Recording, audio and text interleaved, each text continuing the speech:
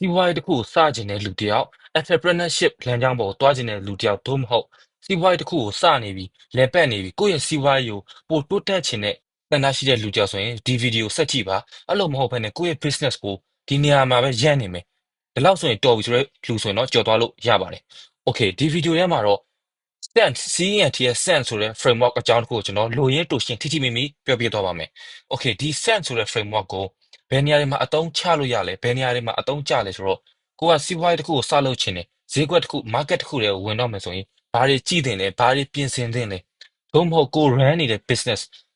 အခုလက်ရှိမှာလုပ်နေတဲ့ business ကိုပို့ပြီးတော့တိုးတက်အောင်ပို့ပြီးတော့ profit ရအောင်ဘာတွေလုပ်လို့ရလဲဆိုတာကိုဒီ framework နဲ့တိုင်းတာပြီးတော့ပြင်လို့ရပါတယ် Okay ဒီ sense ဆိုတဲ့ framework မှာတော့ CENTS ဆိုတဲ့အတိုင်းပဲကျွန်တော်တို့အပိုင်း၅ပိုင်းပါတယ်ပေါ့နော်။အပိုင်းကတော့ကျွန်တော်တို့ control ဖြစ်ပါတယ်။ control ဆိုတာတော့ကိုလုံးမဲ့စီးပွားရေးတစ်ခုကိုရှာပြီးပြီ plan လုပ်ပြီးပြီဆိုရင်ကျွန်တော်တို့စကြည့်ဖို့လိုအပ်ပါတယ်။ဒီစီးပွားရေးကကိုယ့်ရဲ့လက်အောက်မှာကိုဘယ်လောက်ထိထိန်းချုပ်လို့ရလဲဆိုတာကိုဆိုလိုတာပါ။ဒုတိယအနေနဲ့ကျွန်တော်တို့ entry ဆိုတာကတော့ကိုဝင်မဲ့ market ထဲမှာကိုလုံးမဲ့ product သို့မဟုတ်ကိုပေးမဲ့ service ကတခြားသူတွေလွယ်နဲ့ကျွန်တော်တို့ကူးလို့ရလား copy လို့ရလားကိုဆိုလိုပါတယ်။ဥပမာကျွန်တော်တို့ example ပေးရမယ်ဆိုရင်တင်လုံးမဲ့အလုပ်ကခင်ဗျားလုံးမဲ့ business ကတခြားသူတွေ15မိနစ်လောက်နဲ့ပဲလုပ်လို့ရတဲ့ business ဆိုရင်ဒါ entry မကောင်းဘူးပေါ့နော်ကျွန်တော်တို့ entry အရန်လွယ်တယ်လို့ပြောလို့ရတယ်ဒါဆိုရင်တော့အောင်မြင်မှုသို့မဟုတ်ကျွန်တော်တို့တခြားသူတွေထက်ပို့ပြီးတော့ profit ကောင်းဖို့ပို့တိုးတက်ဖို့ခက်ပါလိမ့်မယ်နောက်တစ်ခုကတော့ကျွန်တော်တို့ needs ပါနောက်တစ်ခုကတော့ကျွန်တော်တို့ needs ပါ needs ဆိုတာကတော့ခင်ဗျားပစ္စည်းသို့မဟုတ်ကျွန်တော်တို့ service ကိုရောင်းမယ်ဆိုရင်လူတွေကခင်ဗျားဘယ်လိုလူလဲခင်ဗျားဘာတွေကြိုက်လဲဆိုတာတဲ့သူတို့ကိုဘာပေးမှလဲသူတို့ရမယ့် value ကိုပို့ပြီးတော့တန်ဖိုးထားတယ်ပို့လို့ကျင်ကြတယ်အဲ့တော့ခင်ဗျားကဘာတွေစိတ်ဝင်စားလဲဘာတွေကြိုက်တယ်ဘာတွေလုပ်တတ်လဲဆိုတာထက်လူတွေကခင်ဗျားစီကနေဘာရမလဲဆိုတာကိုပို့ပြီးတော့အလေးထားကြတယ်အဲ့တော့ကိုက business တစ်ခုစမယ်ဒီဘဝတစ်ခုကိုလုပ်ချင်တယ်ဆိုရင်လူတွေဘာလိုအပ်လဲလူတွေကိုဘာပေးမလဲဆိုတာကိုသိဖို့လိုအပ်ပါတယ် Okay နောက်တစ်ခုကတော့ time ပါ time ဆိုတာတော့ကျွန်တော်တို့အချိန်ပေါ့နော်ကိုက business တစ်ခု run နေတယ်ဒါမှမဟုတ် run ဖို့ plan နေတယ်ဆိုရင်ကိုယ့်အနေနဲ့ကိုယ့်ရဲ့ business ရဲ့အပေါ်မှာအလုပ်လုပ်ဖို့လိုအပ်ပါတယ်ဆိုလိုတာကကျွန်တော်တို့ business ထဲမှာအသေးစိတ်လိုက်လုပ်နေမယ်ကိုယ့်ရဲ့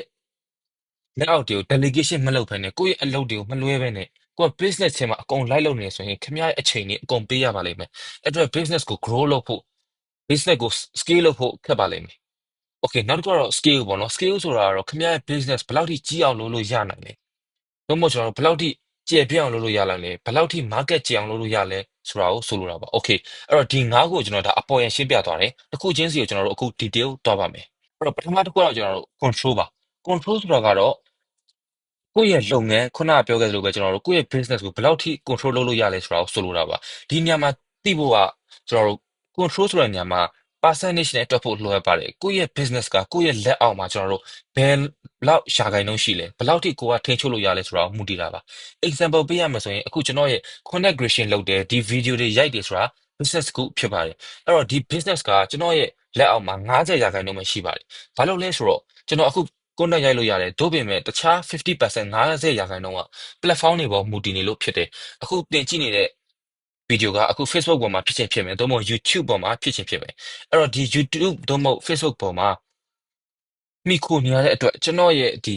control percentage က50%ပဲဖြစ်ပါတယ်အကယ်၍ကျွန်တော်ကဒီ platform တွေကမရှိတော့ဘူးကျွန်တော်တခြား platform တွေမှာ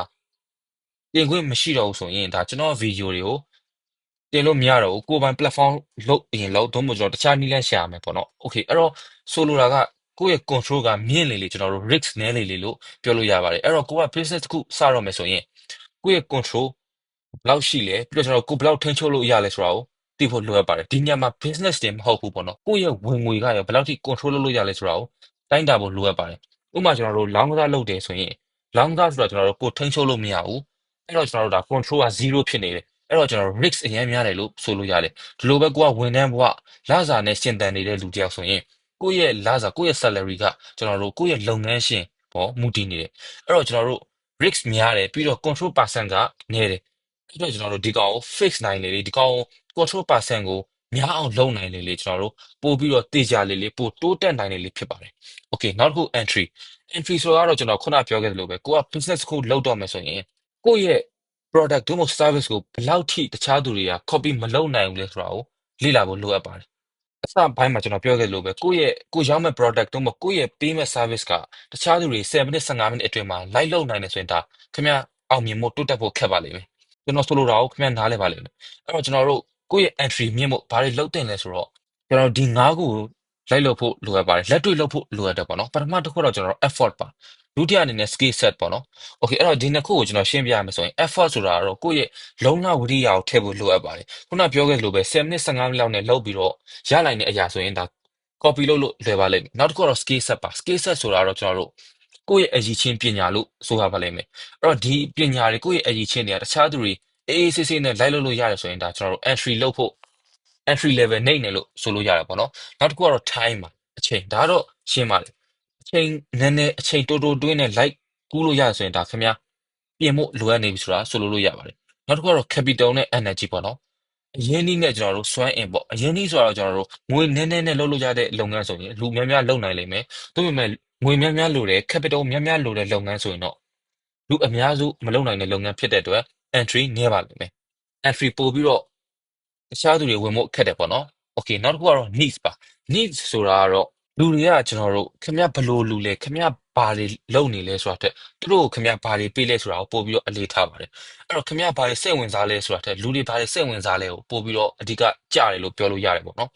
်အဲ့တော့ကျွန်တော် story လေးတစ်ခုပြောပြပါမယ်ကျွန်တော်ငယ်တုန်းကအခုလုပ်နေတဲ့အလုပ်တွေကကျွန်တော်ရဲ့ငယ်ဘဝအိမ်မက်မဟုတ်ဘူးပေါ့နော်ငယ်ဘဝတုန်းကကျွန်တော်ဘောလုံးသမားဖြစ်ချင်တယ်ဒါပေမဲ့ကျွန်တော်ခုနပြောခဲ့သလိုပဲလူတွေကကျွန်တော်တို့ဒီအခြေအနေမှာဒါတွေမဖြစ်နိုင်တဲ့အတွက်ကျွန်တော်အခု content creation တို့ digital marketing နေဘက်ကိုကျွန်တော်ပြောင်းလိုက်ရတယ်အဲ့တော့ကျွန်တော်အခုလုပ်နေတဲ့အလုပ်တွေကကို passion ဖြစ်တဲ့အလုပ်မဟုတ်ဘူးလားဆိုရင်တော့ဟုတ်တယ်ဒါပေမဲ့ကျွန်တော်ငယ်တုန်းကအရန်ကို passion ဖြစ်တဲ့အလုပ်တွေမဟုတ်ဘူး market ကလိုတယ်ပြီးတော့ကျွန်တော်တို့ကိုယ်လည်းတကယ် passion ဖြစ်တဲ့အလုပ်လို့ပြောလို့ရတယ်